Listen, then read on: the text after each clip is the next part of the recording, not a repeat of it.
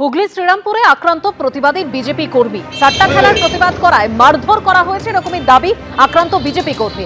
মারধরের অভিযোগ তৃণমূল আশ্রিত দুষ্কৃতীদের বিরুদ্ধে। আশঙ্কাজনক অবস্থায় হাসপাতালে ভর্তি রয়েছেন আহত ওই বিজেপি কর্মী।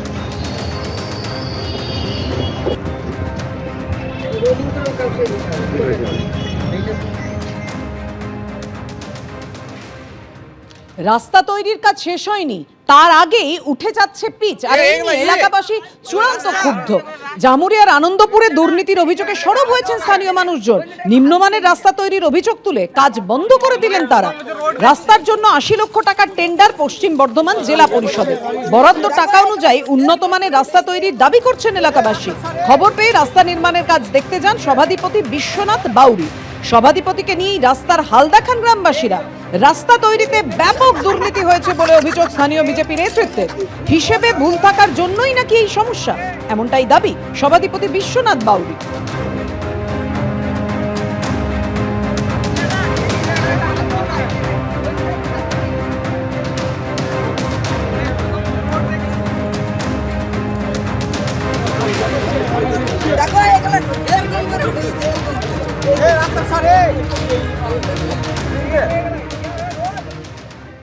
আজকে বারুইপুরে অভিষেক বন্দ্যোপাধ্যায় সভামঞ্চে একটি র্যাম্প তৈরি করা হয়। কি কারণে এই র্যাম্প, সেই র্যাম্পের বিশেষত্ব ব্যাখ্যা করতে গিয়ে অভিষেক বন্দ্যোপাধ্যায় বলেন, এই র্যাম্পে আজ ৩ জন ভূতকে হাঁটাবো।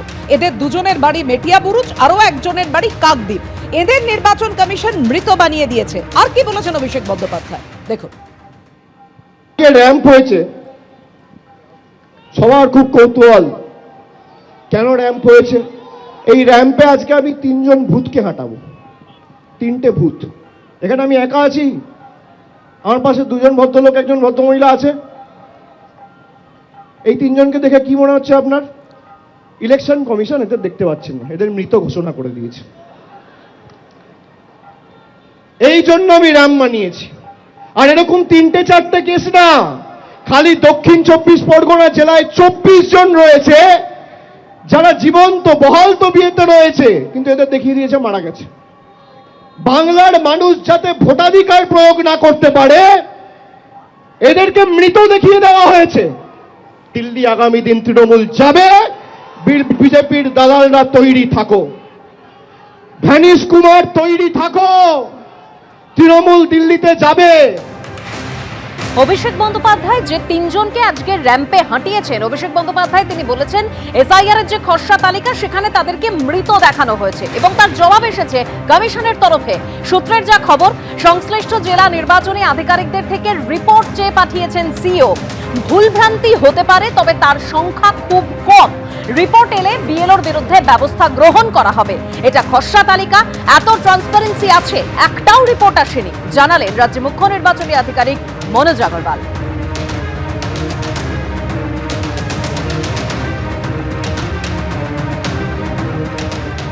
আর অভিষেক বন্দ্যোপাধ্যায় আজ যে 3 জনকে র্যাম্পে হাঁটিয়েছেন, সেই পরিপ্রেক্ষিতে বিজেপি নেতা সজল ঘোষ কি বলেছেন শুনুন।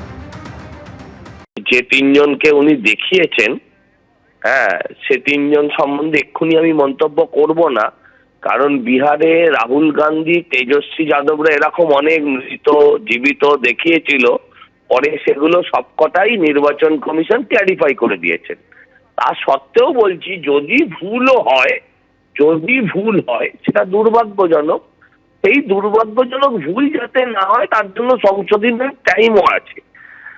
অতএব ওই রাজনীতির রঙ্গমঞ্চে ফ্যাশন শোর ক্যাটওয়াক নামক ড্রামা তিনি বন্ধ করুন।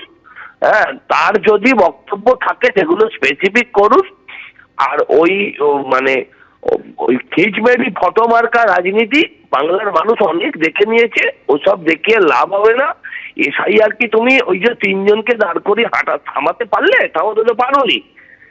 গত পরশুদিন আসলে ওকে আঙুল তলি দিয়ে নির্বাচন কমিশন গেট আউট বলে গলা ধাক্কা দিয়ে তাড়িয়েছে।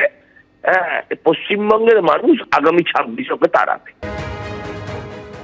প্রথম রাউন্ড সেমিফাইনালে এসআইআর থেকে বাদ চলে গেছে 58 লাখ। ये तो पहले झांकी है, अभी काशी मथुरा बाकी है। 14 ফেব্রুয়ারি দেখবেন তৃণমূল বলছে আমরা ভোটে লড়বো না, ভোটার লিস্ট থেকে আরো অবৈধ ভোটার, ভুয়া ভোটার, আর লাভলি খাতুন নাকি খাতুন, এদের মতো বাংলাদেশি মুসলিম অনুপ্রবেশকারী রোহিঙ্গা মুক্ত ভোটার লিস্ট হবে। এসআইআরে কি হতে যাচ্ছে তার ট্রেলারটা দেখেছেন তো?